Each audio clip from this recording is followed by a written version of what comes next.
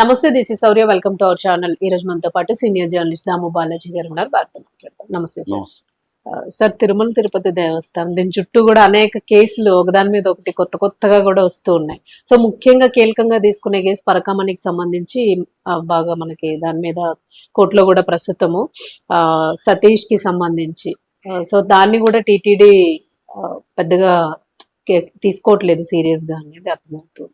So ఏం sir, అంటే ఇప్పుడు కేసు అట్లా ఏ కండిషన్ లో ఉంది పరకామణి కేసు? పరకామణి కేసు అంటే బేసిక్ నేను చాలాసార్లు చెప్పాను. బేసిక్ ఏంటంటే వైసీపీ ప్రభుత్వం ఉన్నప్పుడు అక్కడ పరకామణిలో పరకామణి అంటే ఏంటి, ఉండిలో పడిన కానుకల్ని ఎంచే ప్లేస్ ని పరకామణి అంటారు. తమిళ నుంచి వచ్చిన వర్డ్. సో ఆ పరకామణి దీంట్లో డబ్బులు ఎంచడానికి రవికుమార్ అనే అతను జాయిన్ అయ్యాడు. అతను వచ్చి చిన్న జీర మఠం ఏదో ఉంది, ఆ జీర మఠం నుంచి వచ్చాడు. సో టీటీడీ ఎంప్లాయ్ కాదు.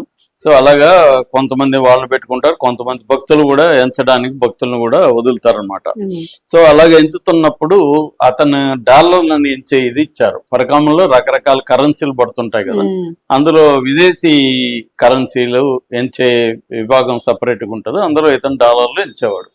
డాలర్ కాబట్టి వాల్యూ ఎక్కువగా ఉంటది కదా, $1కి దాదాపు ఇప్పుడు 90 రూపాయలు ఉంది.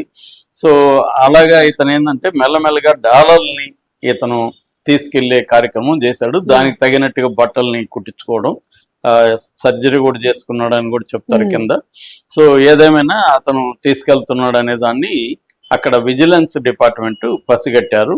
దాంట్లో దొరికాడు అతను. కొన్ని డాలర్లు, 9-11 ఉన్నాయనేది, దాంట్లో కూడా విభేదాలు ఉన్నాయి ఎన్ని డాలర్లని. ఏదేమైనా దొరికాడు. దాని తర్వాత అతని మీద అప్పట్లో అసిస్టెంట్ విజిలెన్స్ సెక్షన్ ఆఫీసర్ గా ఉంటున్న Y Satish Kumar police station లో కంప్లైంట్ ఇచ్చాడు.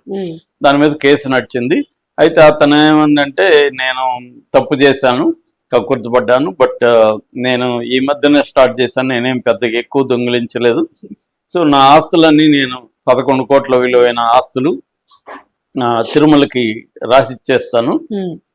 15 కోట్లు ఆస్తులు ఉన్నాయి అతనికి. అవన్నీ నేను వేరే వ్యాపారాలు చేసి ఎప్పటి నుంచో సంపాదించింది. సో అవన్నీ నేను ఇచ్చేస్తాను, నన్ను వదిలిపెట్టాను, దేవుడికి నేను అన్యాయం చేశాను, అందువల్ల నా సర్వ ఆస్తిని నేను దేవుడికి అప్పగిస్తానని అతను ముందుకు వచ్చాడని చెప్పి అతన్ని లోకాయుక్తలో పరిష్కారం చేసుకున్నారు. పోలీసులు అందరూ కలిసి ఇంకా కేసుని తీసేశారు. ఇప్పుడు ఈ గవర్నమెంట్ వచ్చినాక దాని మీద మళ్ళీ ఇదంతా కూడా అక్కడ వైసీపీ కుమ్మక్కై చేసింది అని చెప్పి వీళ్ళు మళ్ళీ దాని ముందుకు తీసుకొచ్చారు.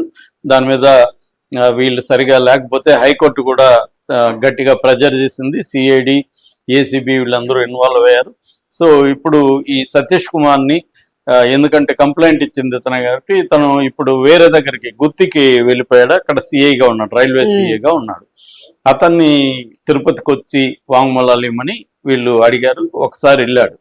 రెండోసారి వెళ్తూ ఉంటే అతను గుత్తి నుంచి ఒక 1 అవర్ జర్నీ, నైట్ జర్నీ చేస్తున్నప్పుడు అక్కడ ఒక దగ్గర పడిపోయి, ట్రైన్ నుంచి పడిపోయి చనిపోయాడు.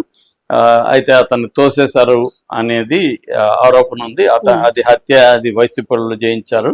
ఆ ట్రైన్ లో క్రిమినల్స్ కూడా కొంతమంది ఉన్నారని, దీనికి సంబంధించి డీటెయిల్ రిపోర్ట్ కూడా సీల్డ్ కవర్లు కోర్టుకి సబ్మిట్ చేశారు సిఐడి వాళ్ళు.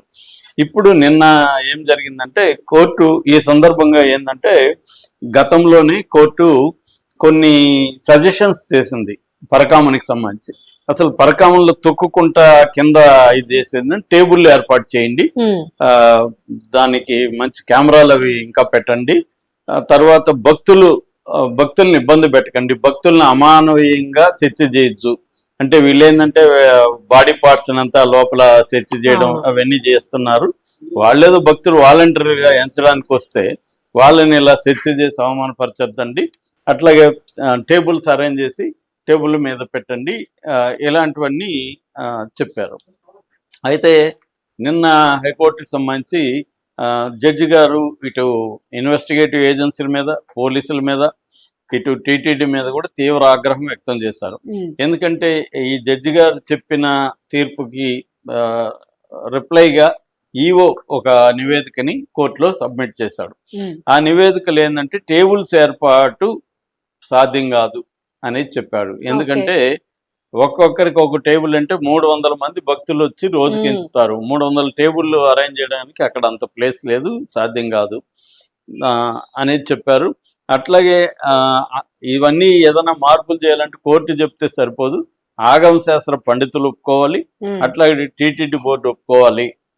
ఈవోకి నాకు పవర్స్ లేవు, మీరు చెప్పింది అమలు చేసే పవర్స్ నాకు లేవని నిర్ద్వందంగా ఈవో చెప్పారు. చెప్పేశారు. కోర్టుకి కోపం వచ్చింది. మ్మ్. అంటే మీరు ఏవో కథలు చెప్తున్నారు, మరి ఆగమ శాస్త్రం డబ్బుల్ని తొక్కుతూ ఎంచమని చెప్తుందా, సంప్రదాయం అది చెప్తుందా, మ్మ్. ఒక నీట్నెస్ ఒక ఇది ఉండద్దా అని అవును. చెప్పారు. రెండోది వీళ్ళు ఏంటంటే టేబుల్ మీద అరటన్ను ఉంటది హుండీ, అరటన్ హుండీని తీసుకొచ్చి టేబుల్ మీద బోర్లించడం అనేది సాధ్యం కాదు, అందుకని కింద చేస్తున్నాం అనేది కూడా వీళ్ళు చెప్పారు. మ్మ్. ఇదంతా కూడా మీరు ఇవాళ టెక్నాలజీ డెవలప్ అయింది, దీన్ని మీరు అవును.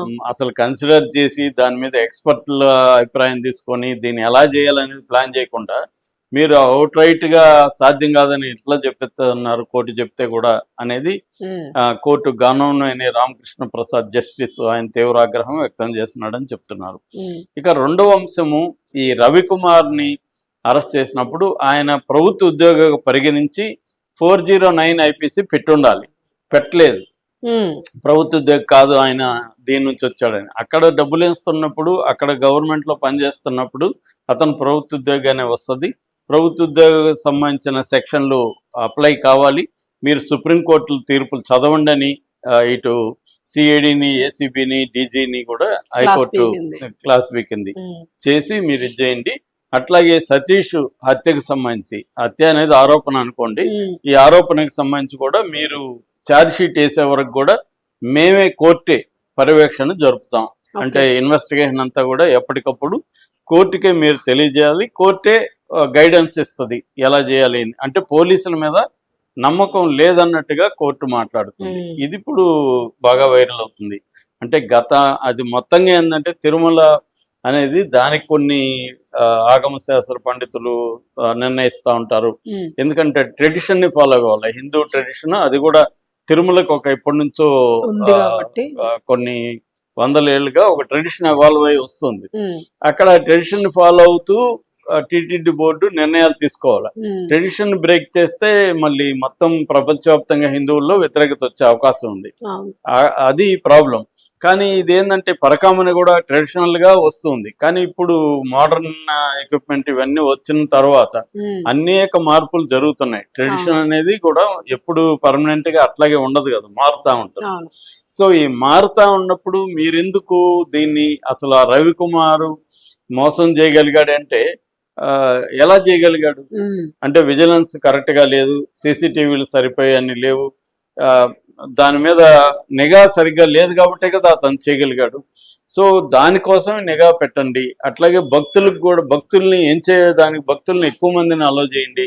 భక్తులు అంటే రోజు మారుతూ ఉంటారు, ఒకటే రాడు కాబట్టి అతను దొంగిలించుకొని పోవడానికి కష్టం. మ్మ్. ఫస్ట్ టైం వచ్చి ఎత్తుకుపోలేడు కదా, అతను అవును. స్టడీ చేయాలి, కెమెరాలు ఎక్కడ ఉన్నాయి, ఏమేమి చేయి, ఇవన్నీ ప్లాన్ రెగ్యులర్ ఉద్యోగులే చేయగలరు. అవును. సో అందుకని కోర్టు ఏం చెప్తుందంటే ఎక్కువ భక్తుల్ని తీసుకోండి, భక్తులు వాళ్ళకి వస్తున్నారు కదా, అవును. సో అలాంటి వాళ్ళని తీసుకొని ఎంచండి, వాళ్ళకి సరైన అక్కడ వసతులు కల్పించండి, నీట్గా టేబుల్స్ పెట్టండి, సరిపోకపోతే వేరే పెద్దది తీసుకోండి అనేది కోర్టు చెప్తుంది. మ్మ్. దాన్ని వీళ్ళు ఇది ఆచరణలో సాధ్యం కాదు, టేబుల్ మీద అంత బోర్లించలేము, ఆఫ్టర్న్ బోర్లించలేము. రెండోది ఎంతమంది వస్తే అన్ని టేబుల్ ప్రొవైడ్ చేసే అంత స్పేస్ అక్కడ లేదు. తిరుమలలో ఏంటంటే స్పేస్ రెస్ట్రిక్షన్ ఉంటుంది, అది కొండ కాబట్టి దాని మీద స్పేస్ తక్కువ ఉంటుంది.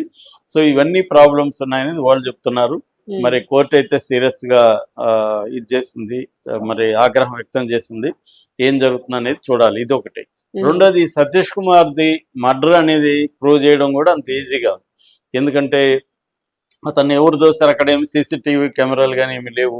క్రిమినల్స్ ఒకవేళ ఉంటే ప్రతి ట్రైన్ లో కూడా క్రిమినల్ కేసులు ఉన్న వాళ్ళు కూడా ఉంటారు, వాళ్ళకి వైసీపీ వాళ్ళకి లింక్ ఎస్టాబ్లిష్ చేయాలి, వీళ్ళే చేశారన్న దానికి ఇవన్నీ ఉంటాయి. అసలు మర్డరా లేకపోతే అతను జారిపడ్డా ఇవన్నీ, లేదా ఆత్మహత్య కూడా అని అంటున్నారు. ఎందుకంటే అతని మీద అక్కడ ప్రెజర్ ఎక్కువ ఉంది, అతను అందుకని ఆత్మహత్య చేసుకున్నాడు అని కూడా అంటున్నారు. సో దీన్ని ప్రూవ్ చేయడం కూడా అంత ఈజీగా అయితే కనబడలేదు.